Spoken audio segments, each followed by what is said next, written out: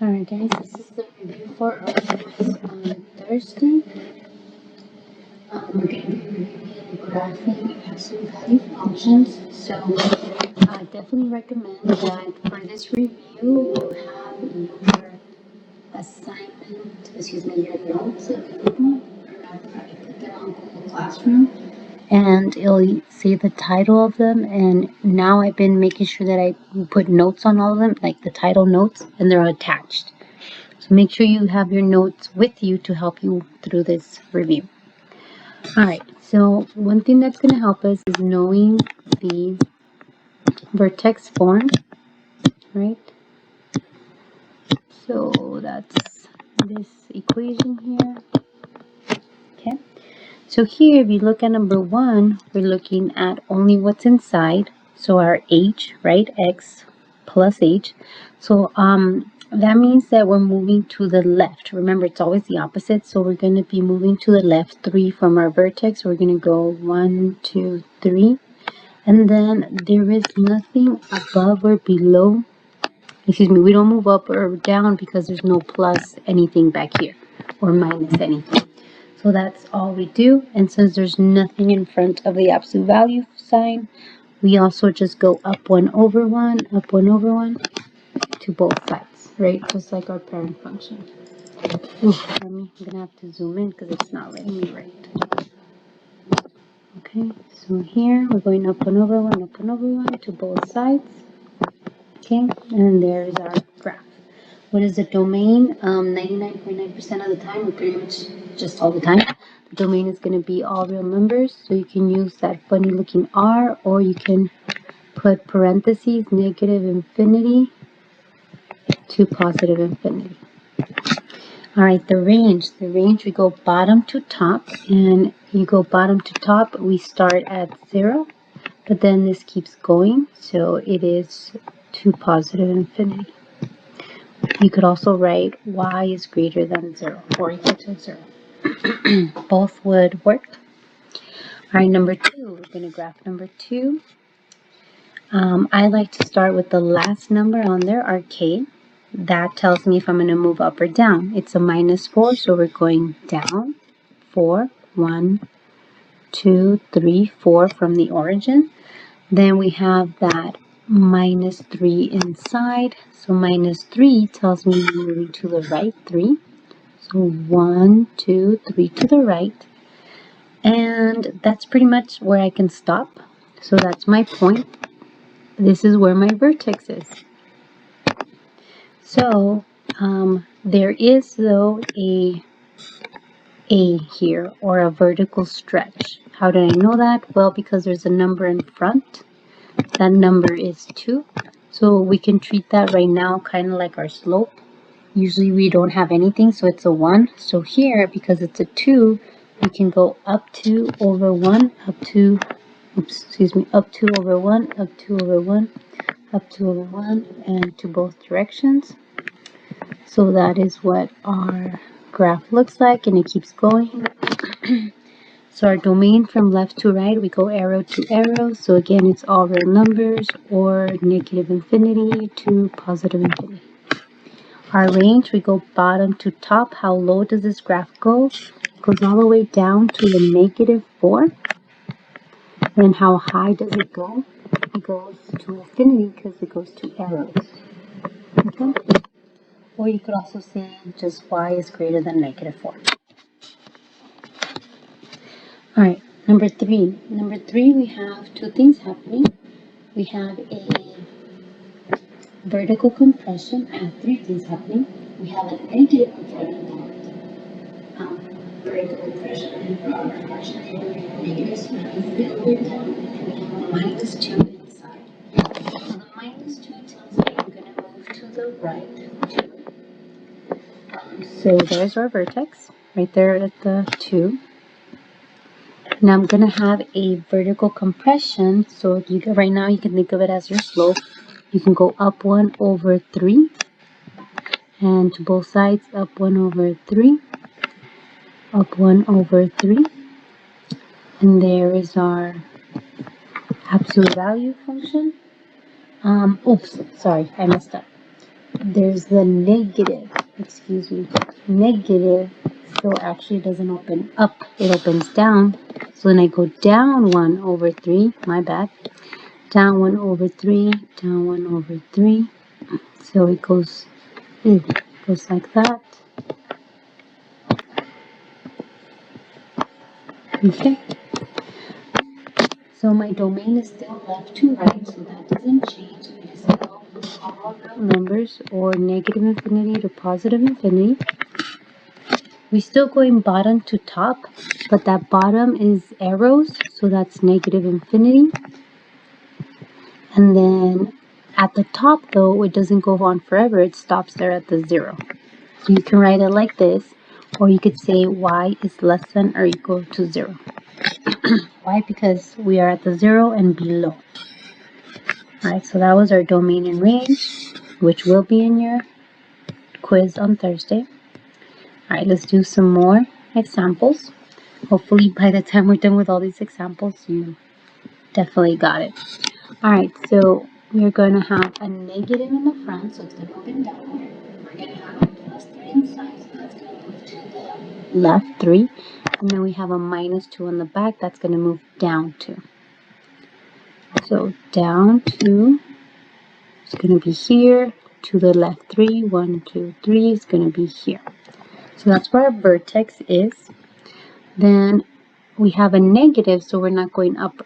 We're going down 1 over 1, down 1 over 1, then to the other side, down 1 over 1. So it's going to look something like this, if it would let me write.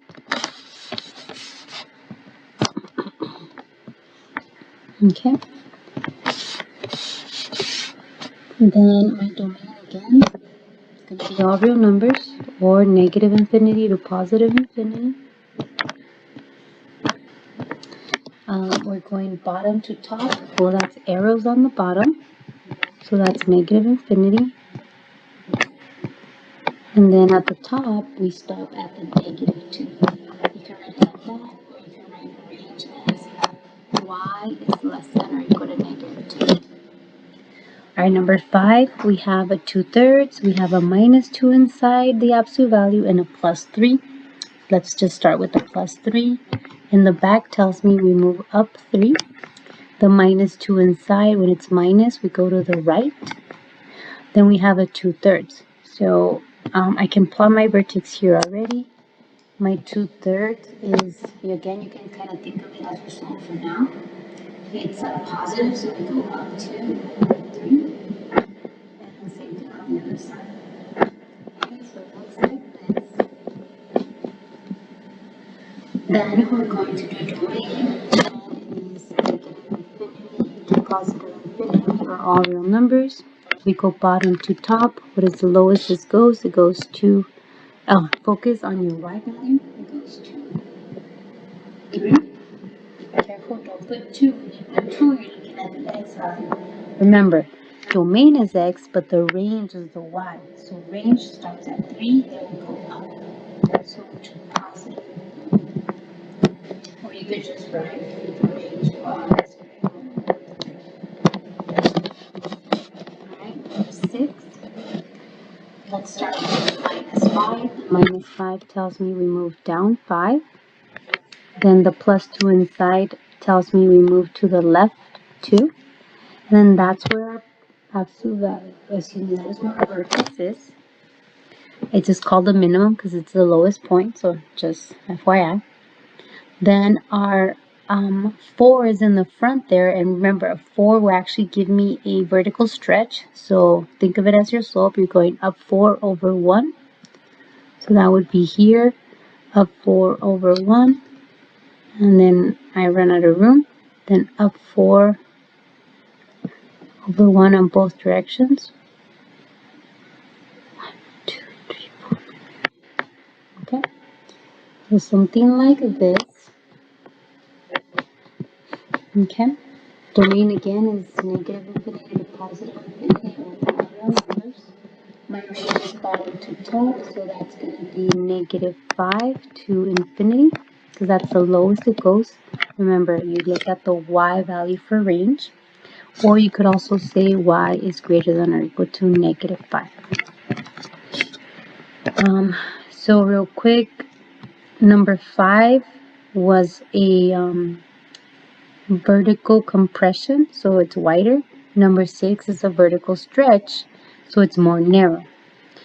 Number 5 had a fraction less than 1, that's why it's more wide. And number 6 has a number bigger than 4 in the front, that's why it's more narrow. Okay. Next one, it says write the equation for the given graphs. So we're going to start with the vertex. That's how you're going to look at it. Here's my vertex. The vertex is at 4, 1. So my equation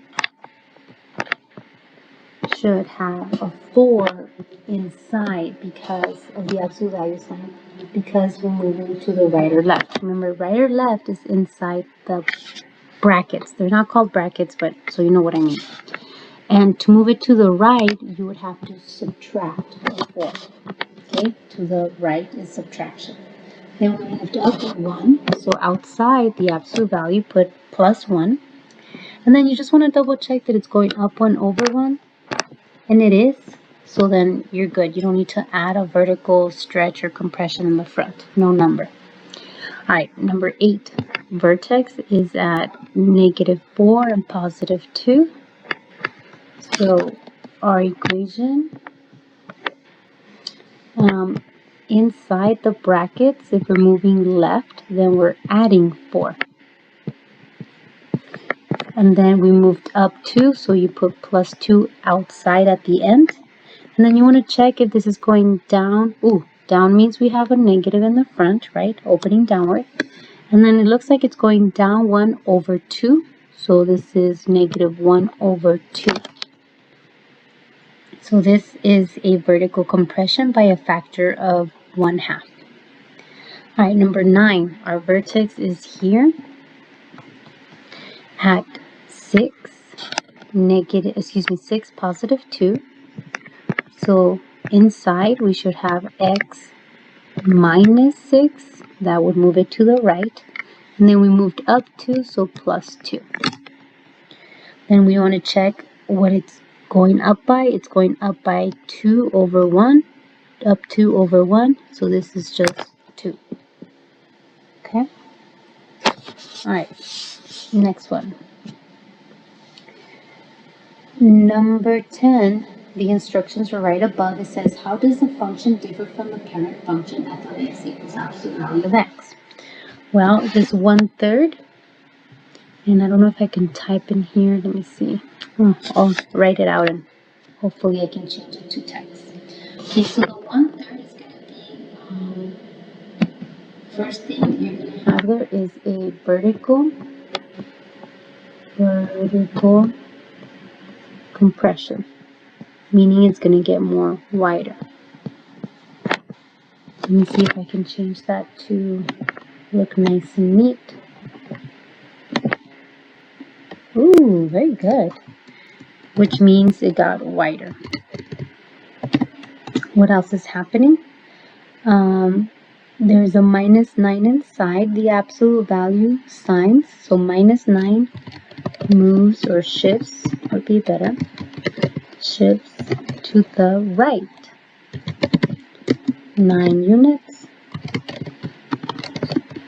And then that 12, that +12 is going to move up. So it's going to shift up 12 units. Okay, so that's how it would compare to the parent function. Number 11. Number 11, we have, let me zoom out a little bit. Number 11, we have a negative in the front. Oy.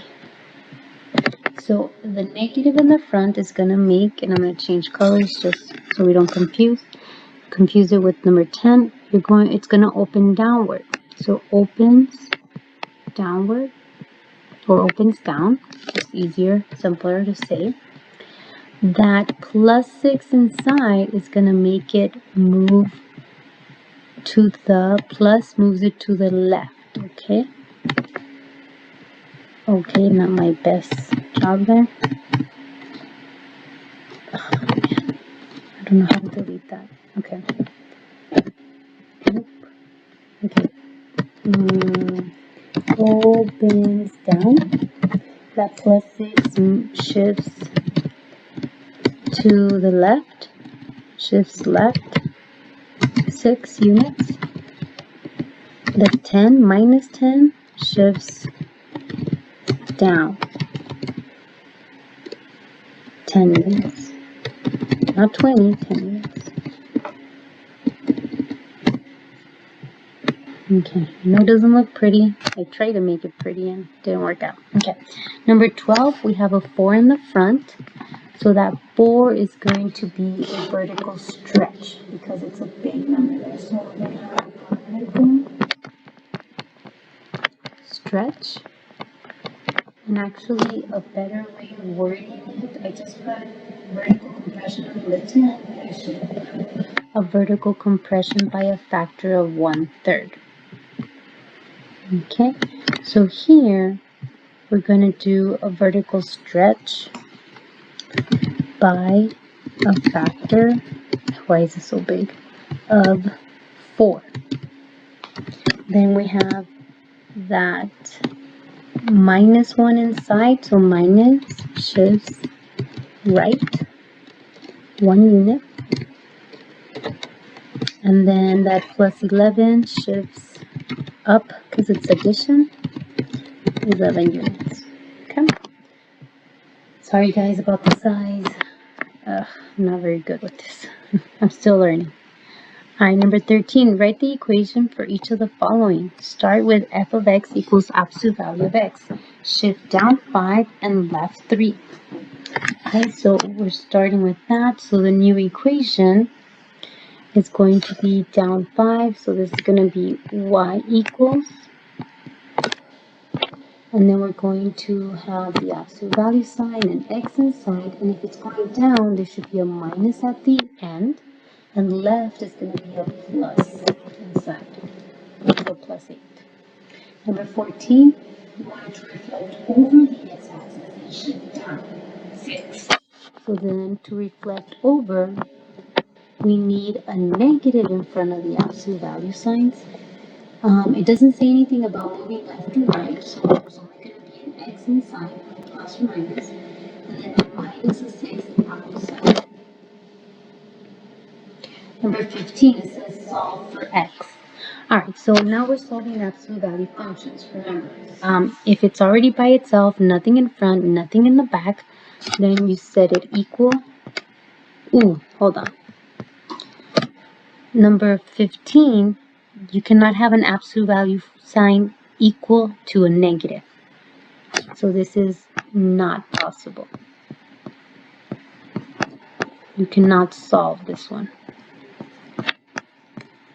Oh, if it would let me write, that'd be great. Sorry, guys. All right, number 16. It says x plus 6 equals 10. It is equal to a positive, so we're good. We can keep working. I'm going to zoom in because it's a very small space there. So you're going to have x plus 6 equals 10. And then we're going to do x plus 6 equals negative 10. Remember, you split it into 2. Then we're going to solve. That's going to be a minus 6, x equals 10 minus 6 is 4. There's my first answer. If you wanted to check it, you could graph it and look at the x intercepts. Or right below it, our second. We do the same thing. We subtract a 6. We subtract a 6. X equals negative 6 minus 6 is negative 16. Because they're both negative. Alright, number 17. We are set equal to a positive 17, so we can just split it. So we're going to put 2x minus 5 equals 17. And then we're going to have 2x minus 5 equal negative 17. So we're going to solve for x, get rid of the 5 by adding a 5. Adding a 5. So we have 2x equals, and that's 22. Then divide by 2, x equals 11. Then we're going to do the same steps. Minus, plus 5, plus 5. Well, here on the right side, we have a negative 17 plus 5. So that's going to give me their different signs. So we subtract and keep the sign of the larger one. So negative 12. Then bring down the 2x on the left. Then divide by 2, divide by 2, x equals negative 6. So there's my second answer. Right, number 18. Number 18, I cannot split it into 2 yet. We have to get rid of the 3 first. Remember, you can only split it into 2 when you don't have anything outside of not parentheses, but the absolute value signs. But there's the 3, so we got to get rid of that first. That is touching. So that is multiplication. So to get rid of it, we divide. Divide by 3, divide by 3. So that's going to give you 4x plus 8 equals, and the absolute value sign equals 15. Then I can split it into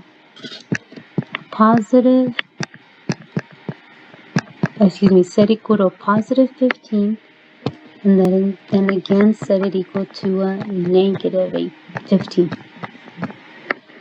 Then we solve, get rid of the 8 by subtracting an 8. So that's 4x equals 13. Then divide by 4, divide by 4. X equals, did I do something wrong?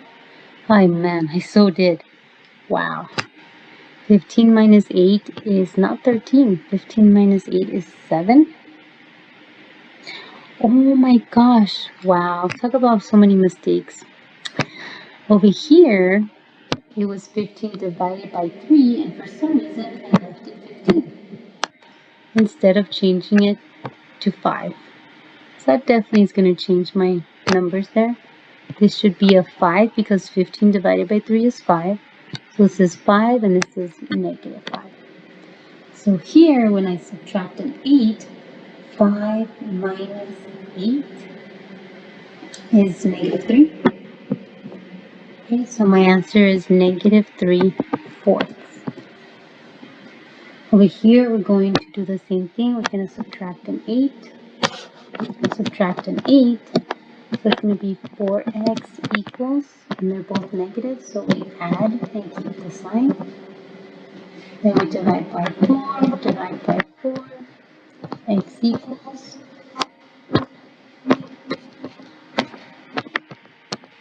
Let's leave it as a fraction like that. Don't simplify it. Alright, so those are our two answers. If we plug them back in, we can check it in place of x and see if it makes the equation true.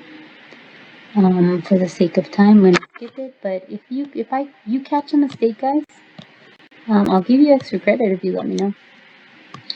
Alright, now last thing we're going to do is what we covered yesterday, graphing absolute value inequalities. So the graphing part is the same, but now we have inequality signs. So if you have greater than, you're going to shade above. If you have less than, you're going to shade below. If you have greater than but no equal to, then it should be a dashed line. And if you have greater than or equal to, less than or equal to, it's going to be a solid line. Just greater than would be a dashed line. Same thing for just less than would be a dashed line. Alright, so here our vertex is going to be at 5 up because of the plus 5 and to the left 4. So that would be here. 5 up to the left 4, that's our vertex. There's a negative in front, so we're not going up, we're going down. So this is going to open downward. Something like that.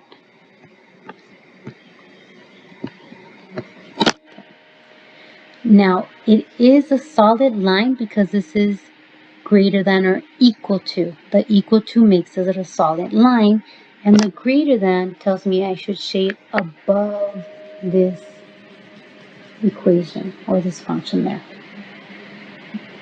Alright, number 20. Let's find the vertex. It says we're going to go down 1 because of the minus 1.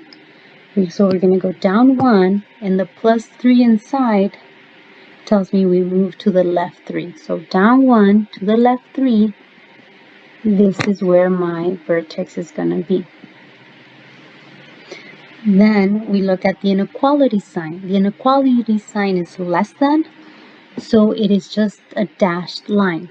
And there's no vertical stretch or compression, so we're just going, wow, where am I going down? I guess I got stuck in the last problem. There's no negative, so we go up, right? Up 1 over 1, something like that, and I'm totally missing. It's not letting me write. I don't know why. Okay, that's being weird with me. Uh-oh.